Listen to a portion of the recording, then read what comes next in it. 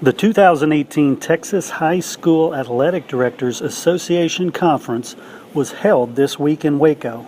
Lone Star Gridiron caught up with THSADA Executive Director Rusty Dowling to discuss this year's conference. All right, first, if you could, give us an overview of the Athletic Directors Association, who you are, why you're here. Right. Well, we're the professional association for all athletic administrators in the state of Texas, secondary administrators in the state of Texas. We provide professional development, networking opportunities, the conference, and everything to help an athletic administrator do their job in the state of Texas. Much like the Coaches Association provides for coaches, we do the same thing for athletic administrators. Nice. And you mentioned professional development, this conference in particular. Talk a little bit about what this conference gives to an AD that's attending. Well, obviously there's a heavy emphasis on professional development. But what's unique about this year's conference is we kicked off our TAC class, as we call it, Texas Athletic Administrators Certification Program. And what that is we've launched it at the conference, and what it is, it's a curriculum built around those courses and subjects that are pertinent and important to athletic administrators, things that they need to be aware of so that they can become certified in the state of Texas. One of the things that we hear about all the time is Texas is such a different place, that we do things so different. We like to think we do it better, but we do things different than most places. One of the things I hear from superintendents is, what do you have to do to be an athletic administrator in the state of Texas? This TAC certification leads that way and is a curriculum developed specifically to answer that question.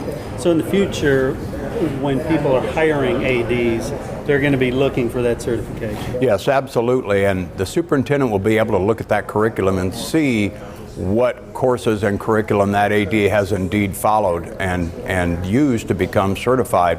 Hopefully they'll have a good deal of comfort with that. And the superintendents were also very involved in helping us develop this curriculum, so they have a lot of ownership in it as well. Nice. If you could specifically talk about the safety of athletes and how the Athletic Directors Association helps education. Yeah, well, that's extremely important because whereas most athletic directors, certainly in a big school district, don't deal directly with the students, their coaches do, it's still up to the athletic administrator to provide the administrative aspect of that, scheduling and making sure there's enough athletic trainers, making sure those athletic trainers are certified. And what goes into continual certification of athletic trainers.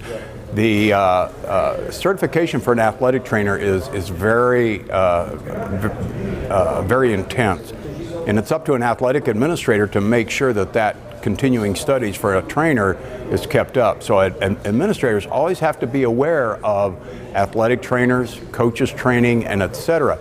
Even though they perhaps may not deal with it themselves, they are still responsible for athletic administrative oversight.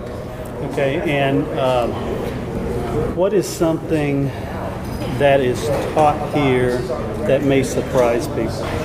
Some aspect of it that you don't think of? Well, you know, one of the interesting things about it that surprised us a little bit is, first of all, we got great attendance at this, best we've ever had. But one of the more interesting sessions was our highest attended. It wasn't the UIL, it wasn't even the safety part. It was the development of an athletic department handbook. And the place was packed. And it was very interesting because we've never had that kind of a turnout for that topic before. And so that caught us a little by surprise as how many athletic administrators attended that. A lot of football coaches are here too, and they sat in on that too. So that was a pleasant surprise, but nevertheless that caught us somewhat off guard, but it was a pleasant surprise, absolutely. Nice. And what changes have you seen recently in the position of athletic director? You know, there's so many things that are going on. Those elements that were specific 5 years ago, or were not specific 5 years ago, are certainly there now. Athletic administrators are dealing with transgender issues now. They're dealing with a lot of intense Title IX issues, and things that might not have been pronounced, as I said, 5 years ago, have certainly risen to the top here now, right now. The other thing we're seeing is a tremendous amount of growth. And with that growth, we get a lot of people from out of Texas moving into Texas. And again, our rules and compliance and our procedures and our protocols are a lot different than most states.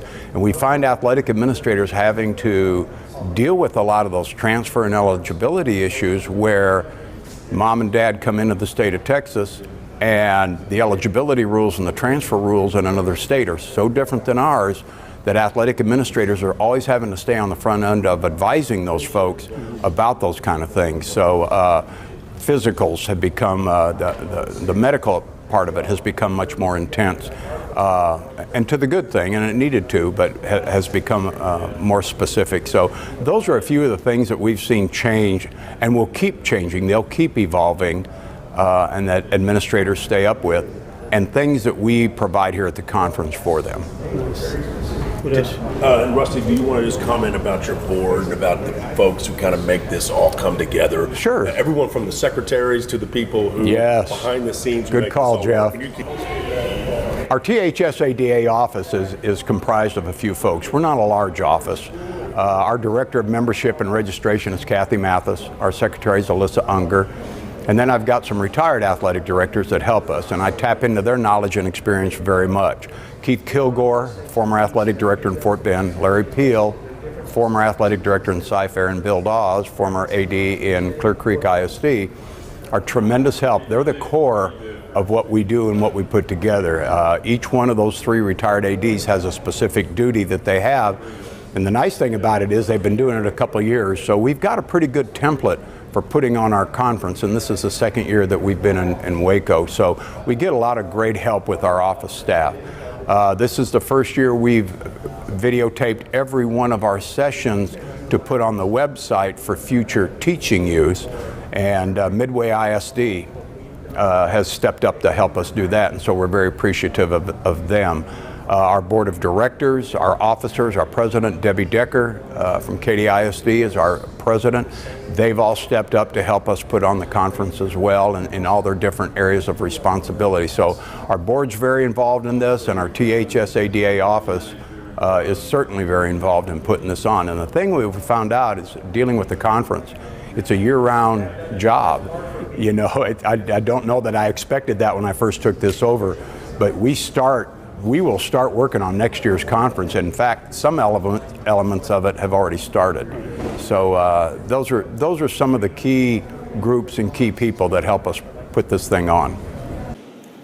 For Lone Star Gridiron, I'm Chris Doelle. LoneStarGridiron.com. Access the complete history of Texas high school football, over 100 years of information, win-loss records, coaching histories, individual stats, records, and more. Lone Star Gridiron, the authority on Texas high school football.